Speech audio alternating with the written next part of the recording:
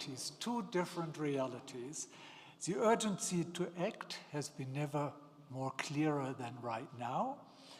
And the context is loaded with more uncertainties, things which are unclear than ever before. Let me come now to the issue of uncertainties, things which are not clear anymore. At COP29, we talked about the changing geopolitical and macroeconomic environment, the context in which all this happens at COP29. But most recently, and we're talking really about 2024, we learn that ecosystems, which we considered for the last, since COP1 and even before, ecosystems we considered as carbon sinks, forest, for example, taking in carbon dioxide. But they turned from being sinks into sources of carbon dioxide right now. We have additional carbon emissions coming out of forest, emitting more carbon dioxide than they're taking up.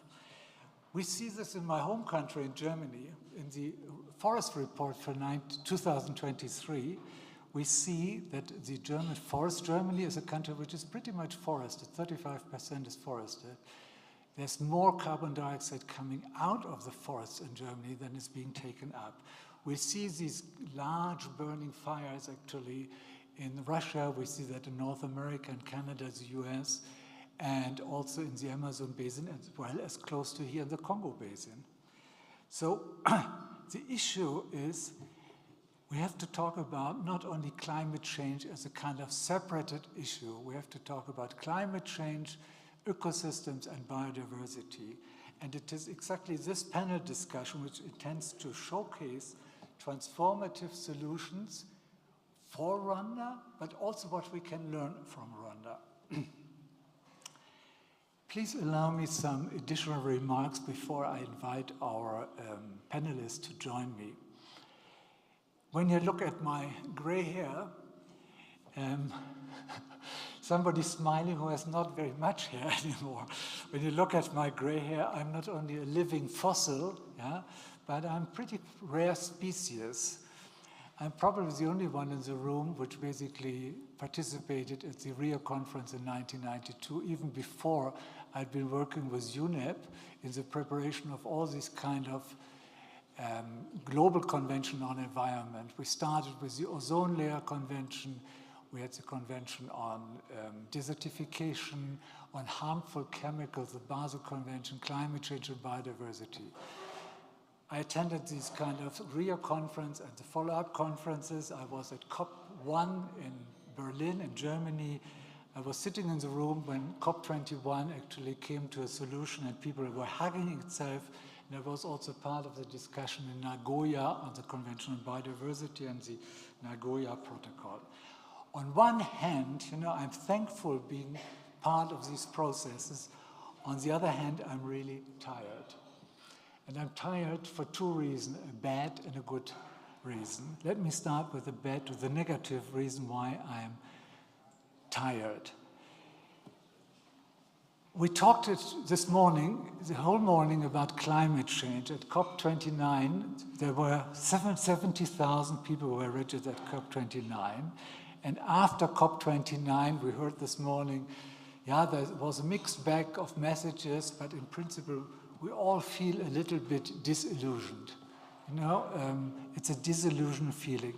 You remember the title of the Brundtland report, Our Common Future. And our common future, and I mean everybody in the room right now, is not an open window anymore. What can we do? Should we retreat into our individual private lives, into our shells? Should we keep muddling along from one COP to the other, one by one? What is needed is empowering ourselves to face reality. You probably have heard this term, it takes two to tango. It takes two people to dance. Right now, we're talking about one person or one subject. It's the issue of climate change. But in order to make really differences, we need two to tango. We need to look at climate change and biodiversity and probably the word ecosystems. The positive news, why I'm tired, is, and that's a private message, yeah? The positive news is I'm tired because I became for the second time grandfather tonight. So I got a number of phone calls, from my family, which woke me up at the same time. So having said that, it's probably making it even more important really to care about our world for the next generation.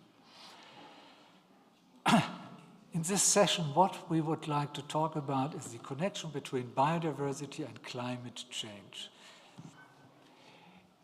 And it's important to look at it in an integrated manner, addressing the interconnected challenges between climate change and biodiversity. Can I ask you just a simple question, does anybody know in the room how old the term biodiversity is? Who coined the word? Whoever has a good answer gets a chocolate. Now, biodiversity is a very new term. The first time somebody has used the word was 1985, and in 1988 it became really a bestseller, a book which was sold by the millions by somebody called E.O. Wilson, and that became the reason for it. And I ask you another question, which convention, entered first into time, biodiversity or climate change? Which one was the first one? Everybody would think climate change. It's not true. Biodiversity was the first convention which entered in 1994. And the reason for, why is the issue of biodiversity so difficult to catch up? Why is it really? Climate change deals with one singular issue. It's just one greenhouse gas. It's a single greenhouse gas. Now people start talking also about methane gas, but it's much easier to talk about one subject area. When you talk about biodiversity, it's estimated that there are probably 1 trillion species on Earth. Okay, it's probably 97% microbes.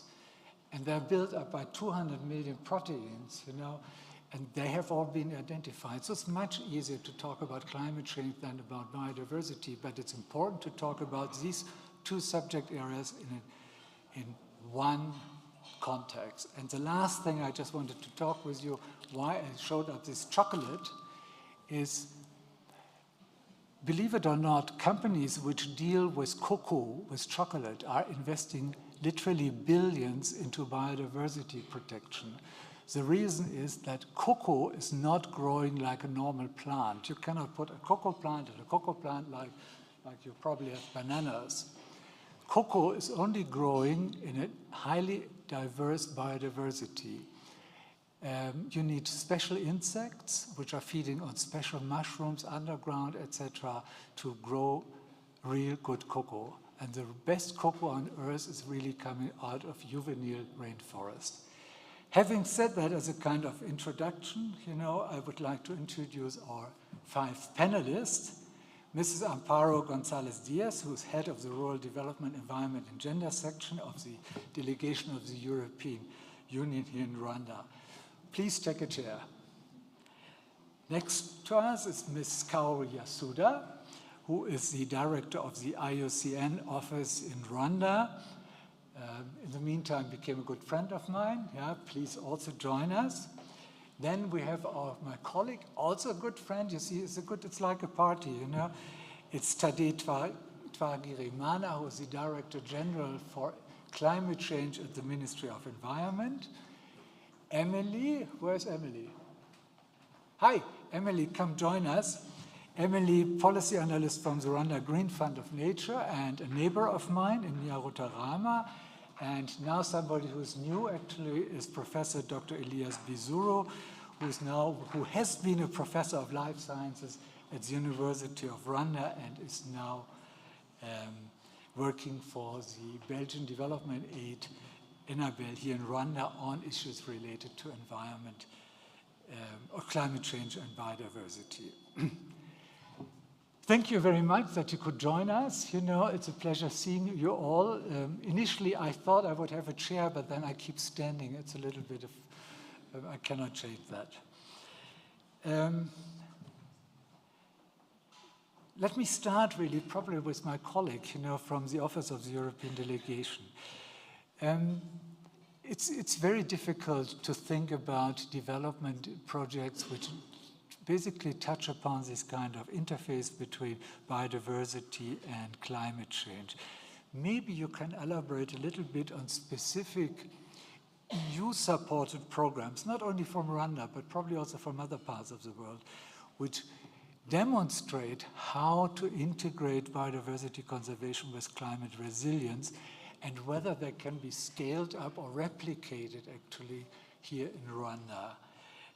We see that this kind of landscape is shifting. People start getting the issue of biodiversity and ecosystem protection more and more into their minds. Sorry, the floor is yours. Thank you, Henry. I'm not sure if this works.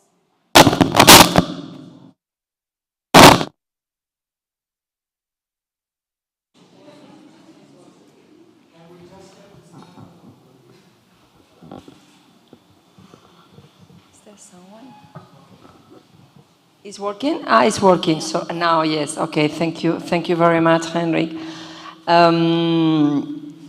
Yes, we do have in Rwanda. You know what we are doing. I am responsible basically for the Green Deal, which is the commitment of the European Union's towards achieving climate neutrality by 2050, but also halting biodiversity loss. So I would say my short answer would be, from the EU side, we have no choice but working together around climate change and biodiversity matters. I also think that biodiversity in Rwanda, like in many other countries, is under threat. But in a country with limited land availability and because of the high hilly profile, we have as well no choice but linking biodiversity management and conservation with other challenges more linked to production sectors like agriculture. So there is no way of working around biodiversity and a sector like agriculture that is heavily impacted by climate change. We need to work together around that. And in the European Union, together with other EU member states, has a comprehensive response in Rwanda, around 400 million euros, working on climate, on building resilience in rural areas, I would say. Climate resilience, social resilience, economic resilience, and one of the pillars is promoting sustainable practices in the agriculture sector, like promoting landscape restoration, promoting agroforestry, promoting practices that with the use of endemic species, and working on protecting the soils has a very heavy, an important impact on biodiversity. So that is one action. We also have, in the framework of our global response, Natura Africa, we are going to launch now a program on transboundary cooperation, which is also important for a country like Rwanda, again with limited land, and so we cannot think about biodiversity without thinking regional. And there is this Natura Africa action that is going to cover the buffer zones of Nyungwe Park and Kibira in Burundi, and we will try to promote respectful, doing no harm approach, so working in protecting biodiversity whilst promoting green economy. I would also like to highlight that the EU has the Green Deal agenda, but the recently launched NST2 in Rwanda, the overarching policy for Rwanda, also considers biodiversity as a pillar for sustainable development. So we as European Union very much converge with Rwanda in this joint approach.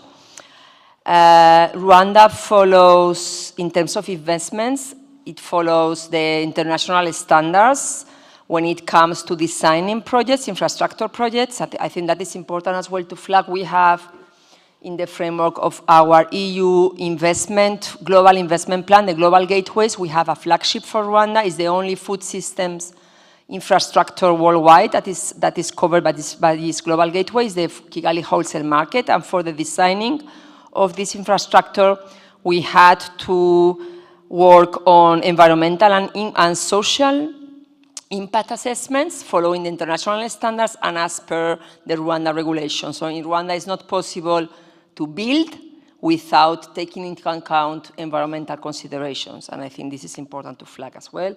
Last but not least, in terms of concrete actions, we are going to launch a very innovative project with the European Investment Bank. We are going to mobilize loans for biodiversity.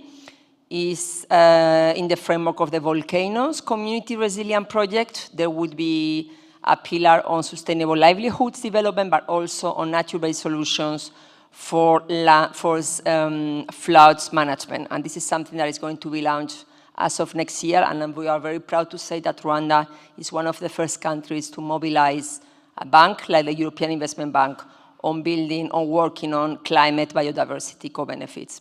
Thank you.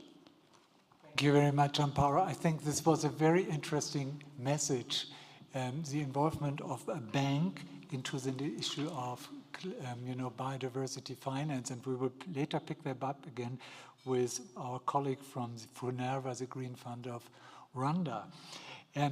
If we go a little bit beyond, you started doing that, if we go beyond Rwanda and the immediate neighboring countries, what are the plans for aligning biodiversity and climate activities at the next COP30? Brazil is a country where biodiversity is emotionally very connected. This is a word which Brazilian people know, biodiversity, when you go to Brazil. Are there any plans? I say that against the background because the word biodiversity hardly showed up during COP29 in Baku. And now it moves to a country where biodiversity is really high on the political agenda, irrespectively of any kind of COP meetings. So are there any special programs the European Union might consider to support at COP30, which makes this connection between biodiversity and climate change probably stronger?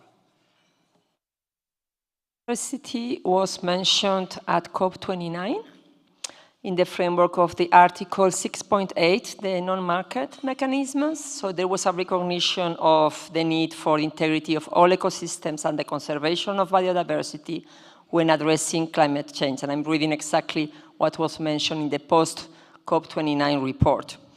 So this is the first thing. The second is that how to link climate and biodiversity. I think the discussion already started in previous COPs past year with the launch of the Global Biodiversity Framework, and I think Kaori is very much aware of that, meaning that biodiversity somehow was reaching the same ambition level as climate action.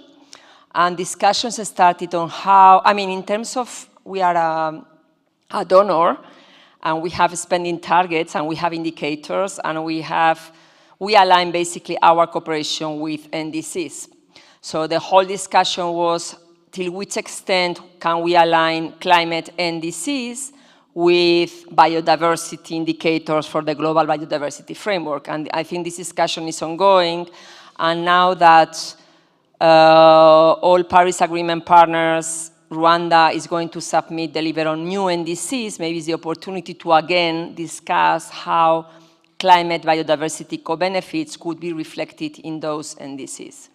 So this is basically, and Rwanda is being very ambitious. They want to deliver on their NDCs 3.0 by February.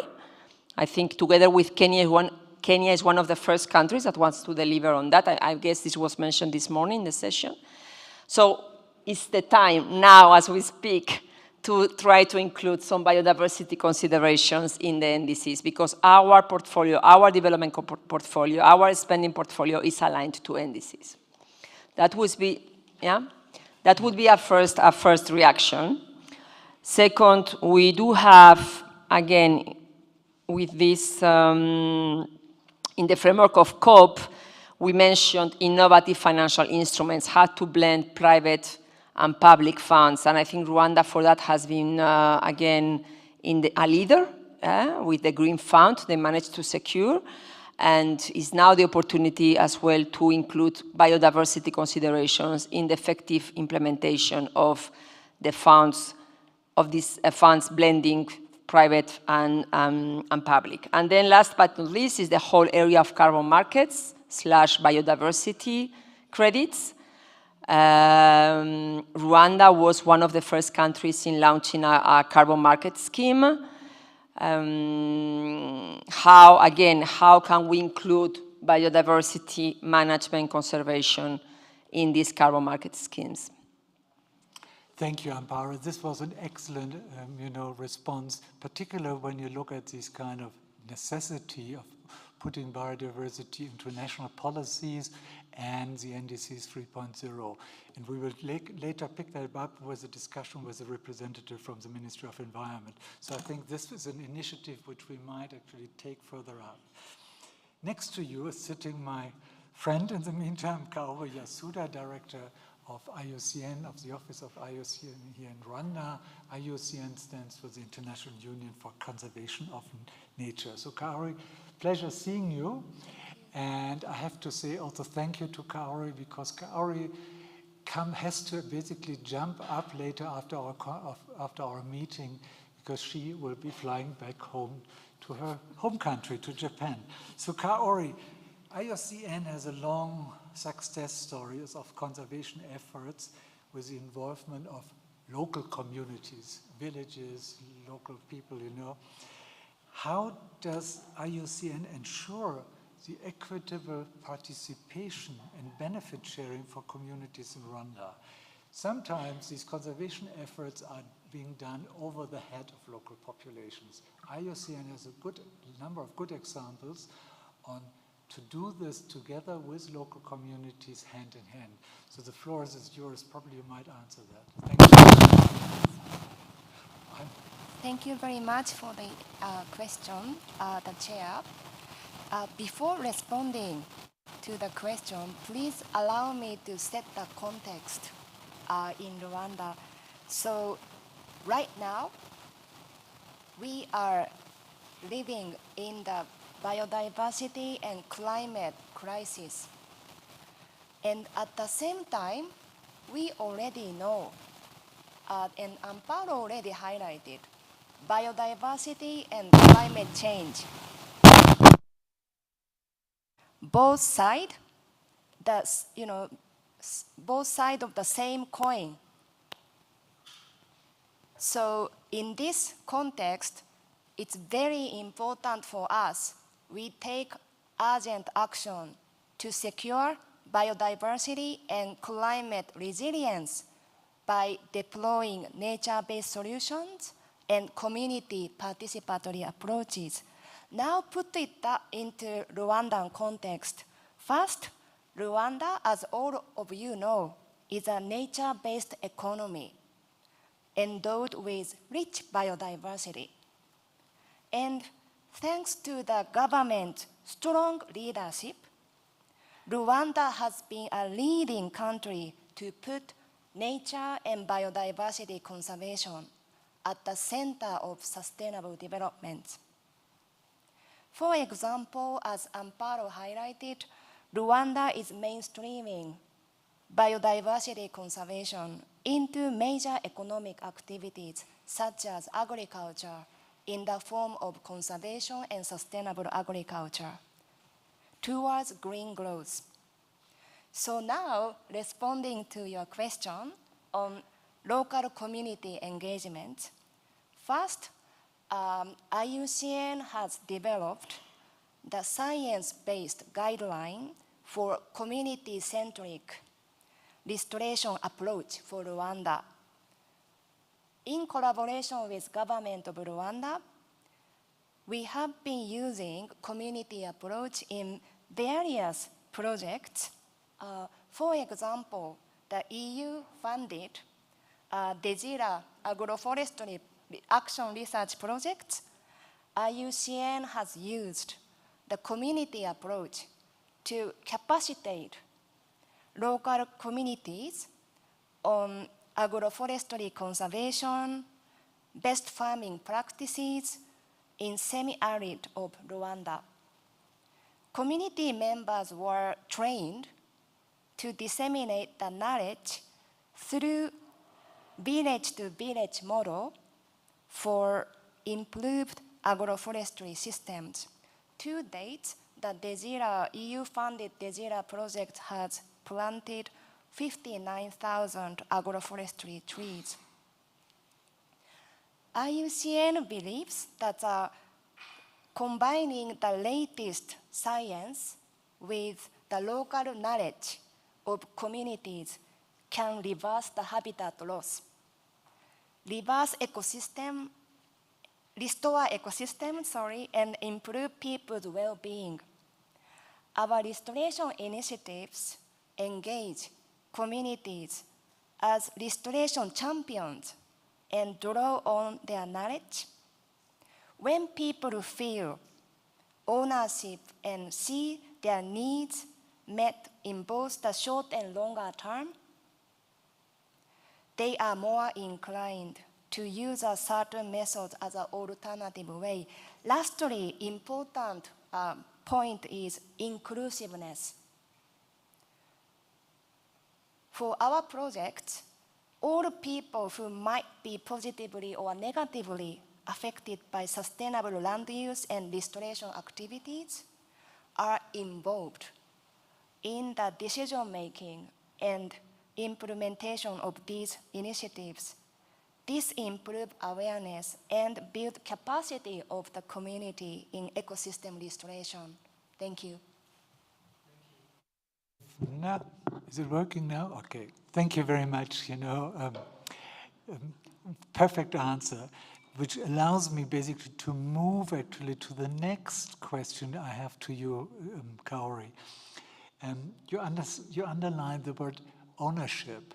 A lot of people are talking about adaptation and mitigation, and increasingly the issue of adaptation, particularly for countries like Rwanda, becomes more and more important.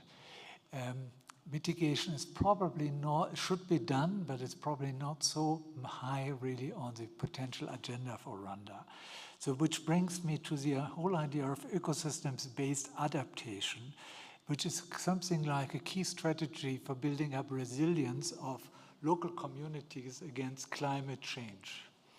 So how do you see the opportunities, but at the same time also the challenges from the perspective of somebody who has been doing projects really on the ground and scaling up this approach, ecosystem-based adaptation in Rwanda, and probably what lessons from these kind of projects can be actually transferred to other countries outside the region or inside the region as well? Yeah. Thank you, Caro. Probably you can answer that as well. Yeah. Thank you very much, Henrik, for the nice questions. So let me start with responding, highlighting some of the challenges for scaling up ecosystem-based adaptation. In Rwanda, the biggest one is a financing gap in biodiversity and climate resilience. So some facts to note, the government of Rwanda has estimated around $11 billion US, that is equivalent to about 8.8% of GDP per capita until 2030, is needed to restore, to achieve the mitigation and adaptation targets set out in its NDC. Also, the total finance needs for implementing the NBSAP, National Biodiversity Strategy and Action Plan, NBSAP2, were estimated at $156 million US over the period 2018 to 2030. Comparing actual and projected inflows of overseas development assistance, foreign direct investments, and public spending between 2015 and 2030, climate and nature finance falls far short of what is needed. So that's the first challenge. The second biggest challenge is stakeholder engagement. There is a need to increase the engagement of all actors and all sectors, including especially youth and women, in the decision-making process to ensure sustainability. So this is also the, the gaps, and I'm really hoping the government of Rwanda will set up some robust mechanism on national biodiversity, coordination, committee types of mechanisms. The other challenges include unpredictability of the extent of climate and weather extremes. This still presents a challenge in developing appropriate and adequate coping measures. You know that some of you may recall the May 2023 climate-induced disaster events in Rwanda is an example. And lack of native tree production materials as a gap, because high dependence on exotic species limits some ecological benefits. Due to climate change and history, some native species do not exist or may be insufficient to supply the country for restoration. Lastly, community awareness and capacity development. Limited community awareness about the importance of indigenous trees can be a challenge. Some projects still use service providers instead of engaging local communities, which limit the ownership and capacity development. These are the challenges. So now, moving on to the opportunities for scaling up ecosystem-based adaptation and nature-based solutions. So it's a bit, I'm retrieving what I mentioned at the setting the scene, the topic, but the biggest opportunities lie in the strong political will and the policy framework of Rwanda. It's obvious there is government will and support, high ambition to restore 2 million hectares of degraded, land. Rwanda's commitment to sustainability is evident. Through the national NDC's Green Growth and Climate Resilience Strategy, and its focus on restoring landscape under the Bond Challenge and the African Forest Landscape Restoration Initiative, FR100. These frameworks provide a conducive environment for EBA integration and scale up. And Rwanda's diverse ecosystems, is also our opportunity, to restore. For this, I'd like to highlight 2 points. Right now, we are focusing on restoration work for drought-degraded landscapes in the eastern province by forest and landscape restoration. That includes reforestation, afforestation, agroforestry, restoration of pasture lands, and soil erosion control measures through 4 projects, including the Green Climate Fund, GCF, funded TREPA projects, and the Germany BMU IKI funded ARECA project, and others. And this, some people say 4 projects, wow, a lot of restoration work are going, ecosystem-based adaptation, restoration work are going in Eastern Province, but it's not enough at all. So we need to invest much more continuous investment and scale up restoration work in Eastern Province, because Eastern Province is a home to 3 million people and fruit basket of the country for food security for Rwanda. And also this terrestrial restoration work can be scaled out to wetlands and peatlands biome. Once again, because of the rich biodiversity and ecosystem in Rwanda. And lastly, I'd like to highlight two potential opportunities for diversifying funding base for ecosystem-based adaptation restoration work in Rwanda, that are PES, Payment for Ecosystem Services, and carbon credit, selling projects.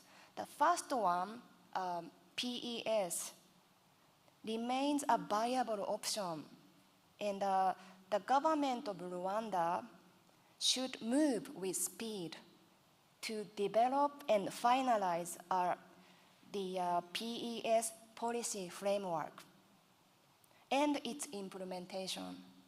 IUCN is currently piloting PES in the Eastern Province under the Swedish-funded Combio project, and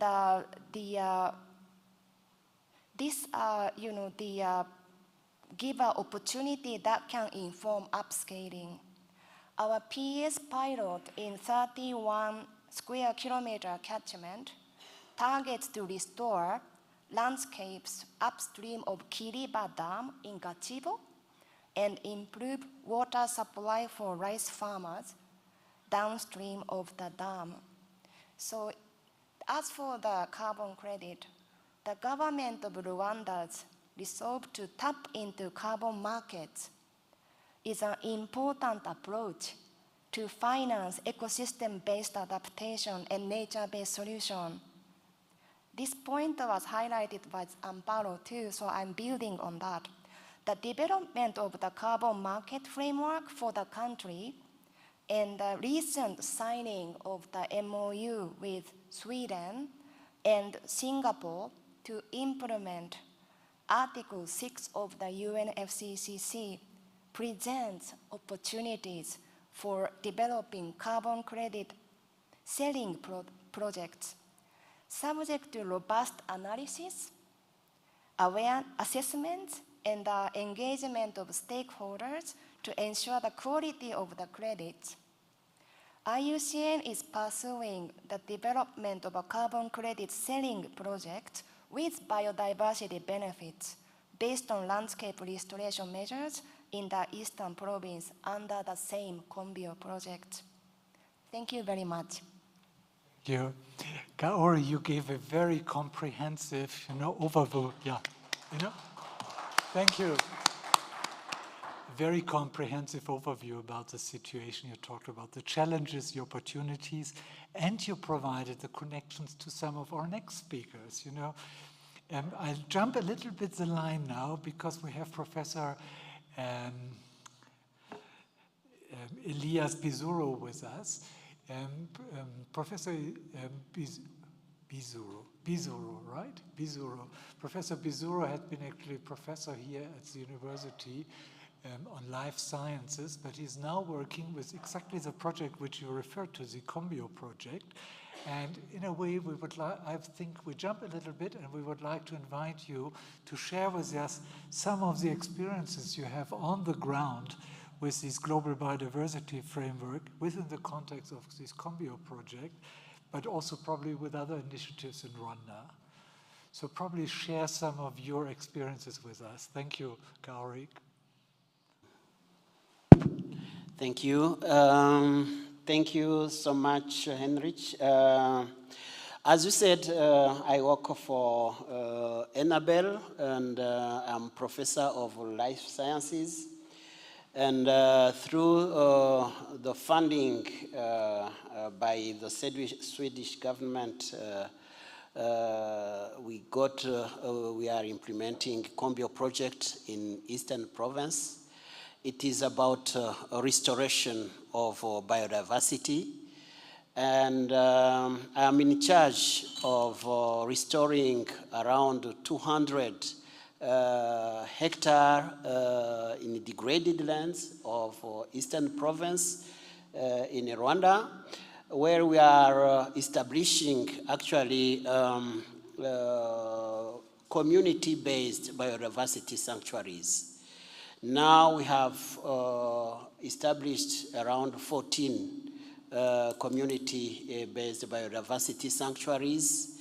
These sanctuaries are established in collaboration with the districts, communities, and we collaborate with IUCN under the leadership of Rwanda Forestry Authority and the Ministry of Environment. These community biodiversity sanctuaries have been established. This is for the first time that this kind of initiative is happening in Rwanda. It means that we are establishing a kind of spots across the whole eastern province. In Nyagatare, we have Karushuga, we have Rutaraka, 2 sites. In Gatsibo, we have Bukomane, we have Gyarubamba. In Kayonza, we have Gisunzu, just at the entrance of the Akagera National Park. We have a site. We have another site at Gahini, next to Jambo Beach, along Muhazi Lake. In Rwamagana, we are developing 2 sites, a site at Murambi, and another site at Nzige. In Bugesera, we started Nyamata at Kayumba site and the Rilima site. In Ngoma, we have 2 sites, one at Zaza and another one at Rukumberi. In Kirehe, we have 2 sites, one site at Rusumo and another site at Kahara. The size of those sanctuaries varies between 10 to 20 hectares. These are small, and they are built on public land. And they are developed and managed by the communities. The communities started as groups, now they are cooperatives. And we started by introducing native trees. It was not easy, because it was for the first time that we started this kind of experience in Rwanda. We were used to grow eucalyptus, grevillea, these are agroforestry trees, but growing native tree species was for the first time we did it. And now we managed to grow more than 80 tree species from those trees. We collected seeds from National Park, in Akagera National Park, and for some species that can adapt in the eastern province, because actually we have wide range tree species like Prunus africana. Prunus africana, you can get it in Kibungo, in Ngoma, you can get it also naturally in Nyungwe. We have trees like Prunus africana, in Kinyarwanda we call it Umumba. We have trees like Croton macrostachys, Umurangara or Umubonobono. These trees exist all over the country, but they are at the brink of extinction outside protected areas like Nyungwe. And we brought back them into these sanctuaries. Now we have planted around 500,000 of native trees in those sanctuaries. Some are growing very well. Some are growing fast. This has broken the idea saying that native tree species are slow growing. Some are really very fast growing trees. I can give an example of Prunus africana. I can give an example of Celtis africana, of Trema orientalis, or Mugwamhore, or Vacheria kirki, Mukinga, or trees like Faikesur or Mukuyu. We have a number of species that are performing very, very well and fast growing.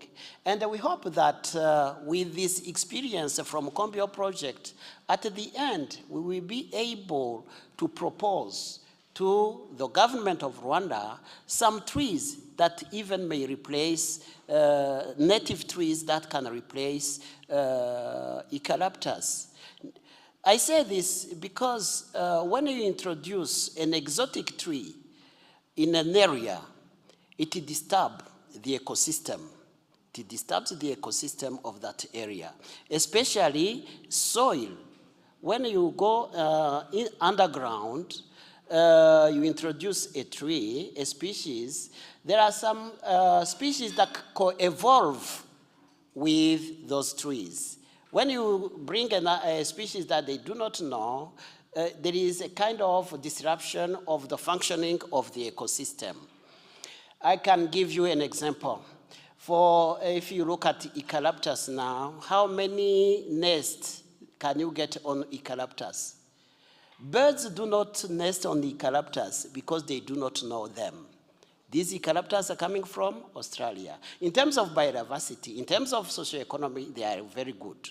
But in terms of biodiversity conservation, it's a challenge. That's why we need to find out a new solution that can be adapted to local condition, not only in terms of biodiversity, but also in terms of carbon storage, in terms of ecosystem functioning, restoration. Thank you. Thank you very much. It's interesting that you talked about this issue, of native plants. I have bought myself a house in Berlin, and this was built, or it has been built, on an old industrial area. Nothing was growing there anymore. And there are regulations that you only can use native species. That was built 20 years ago. Now we have all kinds of animals, from foxes to cranes to hedgehogs. Anything else comes up. So this is a great issue to be raised, focusing really on native species. Thank you very much.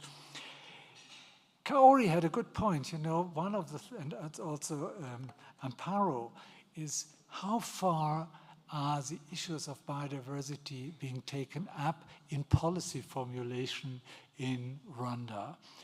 Kaori talked about the issue of payment for ecosystem services. Amparo talked about this NST2 plan.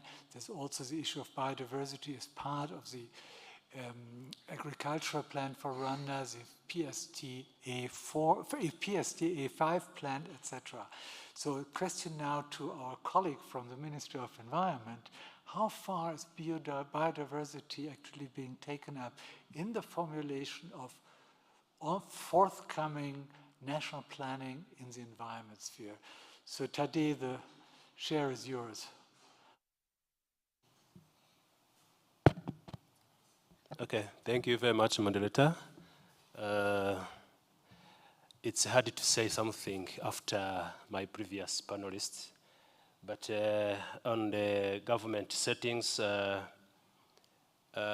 before I go through the question, let me start by saying that climate change is a global challenge where all countries can stand up and do something which is tangible in terms of formulating the greater policies, strategies, working together with the different partners, and also promoting the community engagement to make sure that our population are benefiting from what we are doing in terms of biodiversity conservation and even ecological restoration. So there are a lot of things that have been made. That's why we are here with our great partners. So to integrate biodiversity into national policies reflect, of course, the country's recognition of interdependence between biodiversity conservation and even sustainable development. So when you look at how our population is growing and even how our industrialization is moving forward, and when you look at how we need biological diversity resources to be used in our development. We need to strongly put in place the policies and also strategies and even programs that will help government for biodiversity conservation and also ecosystem restoration. So as Rwanda has initiated or developed different policies, including National Biodiversity Policy and Action Plan in partnership with IUCN to see how the initiatives related to biodiversity conservation aligned with the international biodiversity framework, such as Montreal Global Biodiversity Framework and also Paris Agreement. We do also put in place natural capital and climate finance strategy, and even the promotion of nature-based solutions. All of these policies are in place to protect our biodiversity and even to preserve our ecosystem and biological diversity resources. There are a lot of things. Even we have national environment and climate change policy. Last year we revised the green growth and the climate resilience strategy. Now we are revising our national determined contribution to get the third version to see how to incorporate all components related to biodiversity. If the health of biodiversity is good, we are 100% more that our population will live in harmony and clean environment. So Rwanda has integrated also biodiversity considerations into agriculture, forestry, water management, and even urban planning policies to ensure that conservation of biodiversity and also ecosystems restoration goals are achieved. I can give an example of the inclusion of biodiversity conservation targets into Rwanda's Vision 2050, and even in the GGCRIS EU version 2023. Not only that, but also there are many things that Rwanda has done, including the promotion of use of nature-based solutions, NBS, such as reforestation, wetland restoration, sustainable land management, and so on. Those initiatives are to address both biodiversity and also climate challenges. So, for example, the restoration of Rugezi wetlands, which has improved the water storage, and of course biodiversity and the community livelihoods.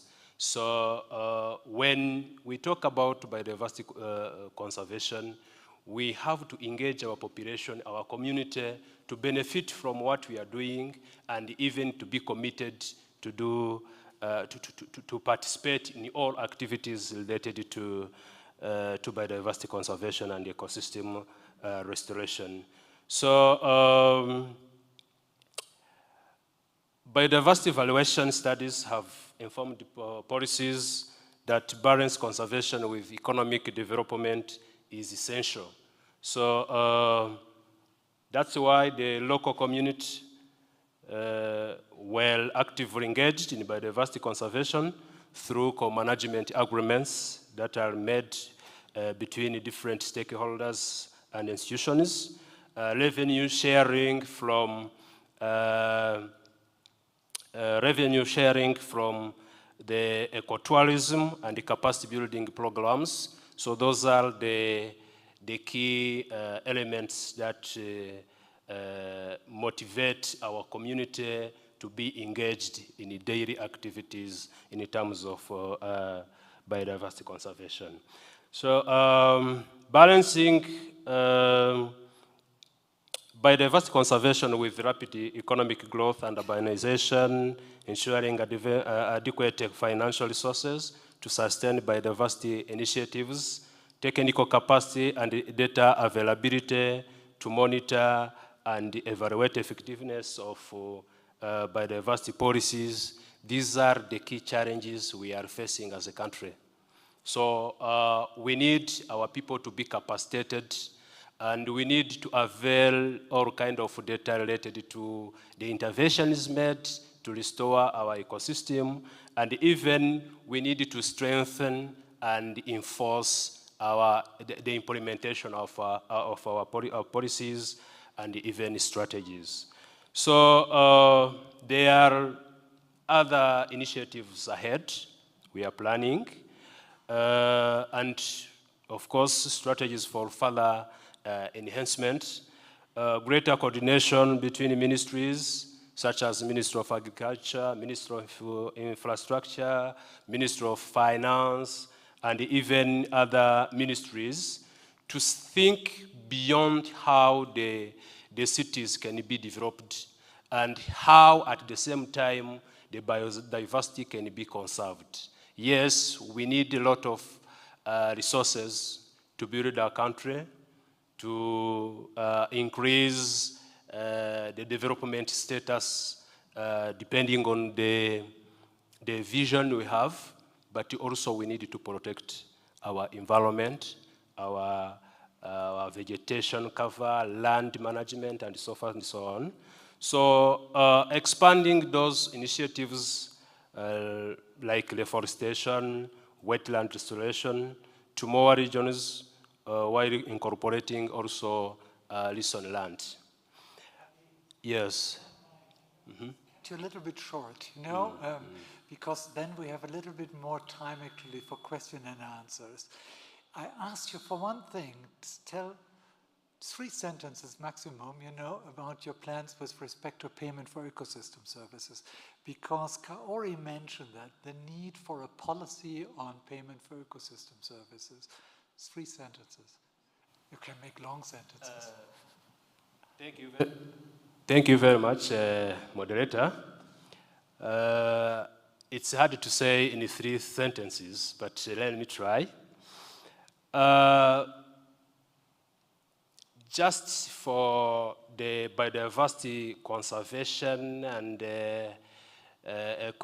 ecosystem restoration, we need to have first the establishment of robust frameworks to attract the investors to come in and to assist us in all initiatives we have in terms of finance, in terms of capacity building, and even in terms of cooperating with the international organization so that we make sure what we are doing meets the international requirements and the international regulations. So as a country, we put in place all those policies which are allowing all partners to be engaged in, and even our community to be considered in the whole process. Thank you. 3 sentences. Now we come to the most difficult thing. You know, it's very fine to talk about climate change and biodiversity, but the question is now really, this, you know, Rwanda needs funding. Rwanda needs support for doing that, and I'm very glad that we have Emily from the Rwanda Green Fund with us. Question to Emily, you know, what is the role of the Green Fund? The Green Fund has a lot of experience in mobilizing resources on climate change. Now the question is, what do you do at this kind of interface between climate change and biodiversity? There are considerations. We had now COP16, which was a little bit unsuccessful in Colombia, where countries even don't think about carbon credits, but they talk about biodiversity credits. So poor Emily has now to find the money for us. Yeah? Emily, the floor is yours. Thank you, Henry. Yes, it's indeed the most difficult part. I think mobilizing money. It's already difficult mobilizing money for climate finance in general. But of course, as you know, the Global North is always obsessed with mitigation projects. So for something like biodiversity, it's even more difficult. So very quickly, the Rwanda Green Fund's business model really mobilizes financing from either bilateral partners or the multilateral climate funds. So this is how we get a big chunk of our money. So at the Rwanda Green Fund, what we want to focus in is a pipeline of projects. And this pipeline of projects, of course, should be very much aligned to the NDCs, and as DG and my colleagues said, to the National Biodiversity Strategic Action Plan as well. So to reduce, again, as DG said, to reduce fragmentation and project in silos. So making sure that even when we're developing the pipeline, it's aligned to our Vision 2050, to our NDCs, to the GCRS. The second thing is that in making these pipelines, we have these big investment plans, right? One is on sustainable land management, and the other one is on climate-smart agriculture. Now, that's a little bit about how we create our pipelines. Now, the second part is, the juicy part, how to actually mobilize money. So a lot of these, because diversity, again, many investors don't see it as,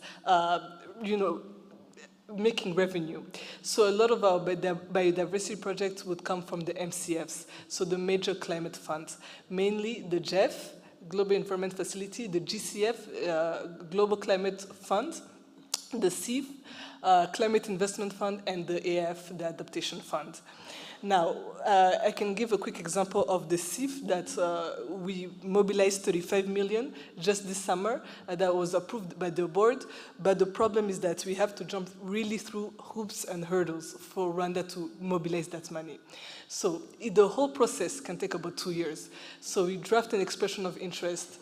We give to the board of the CIF for approval. They say, okay, check, the expression of interest looks good, go ahead and do a project proposal. Okay, we work on the project proposal, we do a stakeholders engagement, we talk to the district, we talk to the private sector, to the NGOs, to the CSOs, to academia, to literally everybody you can think of.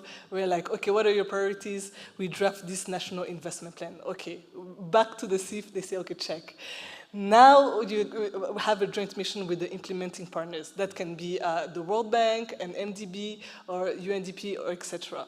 Okay, we work with them. We come up now with the investment plan.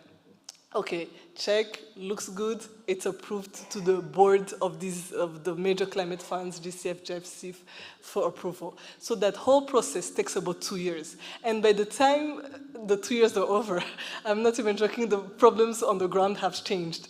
So again, we do feasibility studies. Okay, can we adjust this? Can we tweak this? So it's really resource-intensive activities to mobilize financing. The funding envelope usually is not enough. $35 million can sound like a good amount, but again, it's really a drop in the bucket when you look at the billions that have a funding gap. So that's just a little bit about the kind of the struggles that, okay, the money's coming in, but not at the rate we would want it to come in at. Thank you. Thank you very much. I think this is probably a very realistic picture.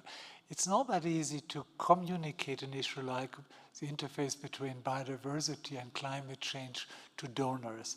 But at the same time, and you mentioned that, we see that certain, particularly the private sector, seem to be interested in this issue of biodiversity. There's now a big reforestation program worldwide coming up by the silicon companies, these kind of Googles and Microsoft, etc., because they also have to explain how much carbon dioxide is being used for all these kind of computer centers, etc., and they would like to offset that.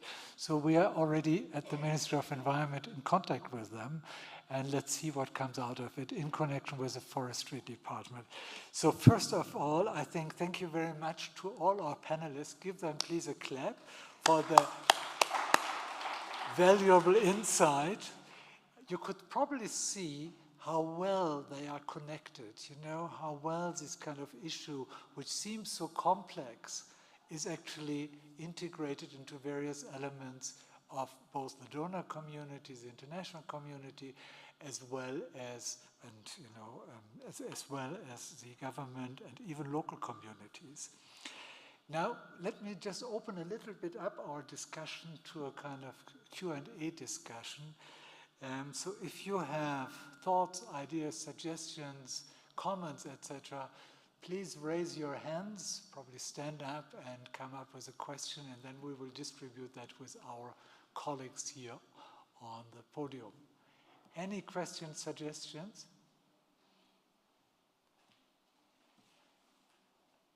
Thank you. Thank you so much. My name is Elijah Nkumana. I am the CEO and the founder of Gaps Bridge Initiative. I'm so impressed by the work that is being done by the NBER. Thank you so much, Professor. You're doing great work. And the IECN, you're doing great work. So my concern is about the payment for ecosystem services. Like, I once visited one of your projects, Trepa, in Eastern Province, and I've seen how the community, the relationship between the community and your activities. It's kind of a bit like communities are not totally engaged. They are not highly motivated to conserve your projects, your trees, or your restored grounds. So I would like to ask if there are some alternatives or the measures that you're putting in place so as to make sure that the communities around your forests can benefit. You see, you mentioned one of the problems as land tenure. So how those poor farmers, those who own small lands that are very, very close to your land, to your forests, how are they going to benefit from the forests that you planted for them to be part of protection and the management? That's one question. Another question goes to, I don't remember your name very well, the Green Fund. The Green Fund, yes. Yeah, my question goes like this. Like, I would like to know what do you consider why you're like, we once applied for the funds like we had the project of climate smart agriculture, and as young generation, we wanted to contribute back to our country. But unfortunately, we found ourselves that we are not, our project was not accepted. So I would like to know, is it the experience that you consider? Is it the capital at hand that you consider for someone to be qualified for your fund? Thank you so much. So the first question probably goes to Professor Bizuru, and then a short answer also from Emily. Thank you. Thank you so much. Thank you so much for your very interesting question about community engagements and the possible benefits that the population can get from the biodiversity sanctuaries we are establishing. You are right. When the communities are not motivated to do conservation, they do not do it. We need to find out what can motivate the local population to do biodiversity protection. The first motivation was that those sanctuaries are established on public land. There is no competition between the population land and biodiversity conservation. The second approach we used is the development of value chain associated to those sanctuaries we are establishing. The first value chain is about beekeeping. Beekeeping is a lucrative area that can generate income to local communities. We support them. We give them modern beehives, and they are the one, and we establish processing facilities, packaging. We help them to get the market, and we train them, we capacitate them in this value chain. Another value chain we are developing is around those sanctuaries is ecotourism. Ecotourism from some sanctuaries, like the sanctuary of Murambi and Gahini, they are located around Lake Muhazi. and it is very easy to develop some products, some ecotourism products, like boating, like birding, like discovery of the species that are there, like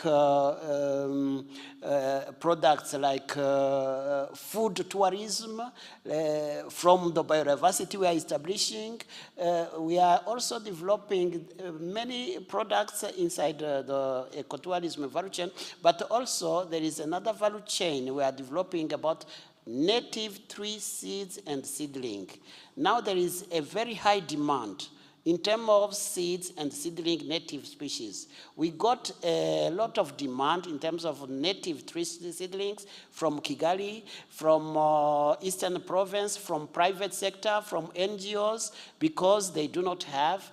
And based on this demand, there is a kind of source of income that can come to support the local communities. We support them to develop this value chain so that they can get an income. Some have already been registered as a cooperative by their own, and they use their own money, and they have their requirements of membership. To be members, some cooperatives, they require some contribution, and the population, they are contributing their money to be part of these cooperatives in charge of biodiversity conservation. What shows us that there is a very high interest in terms of willingness of the population to conserve biodiversity around those sanctuaries. Emily, 30-second answer.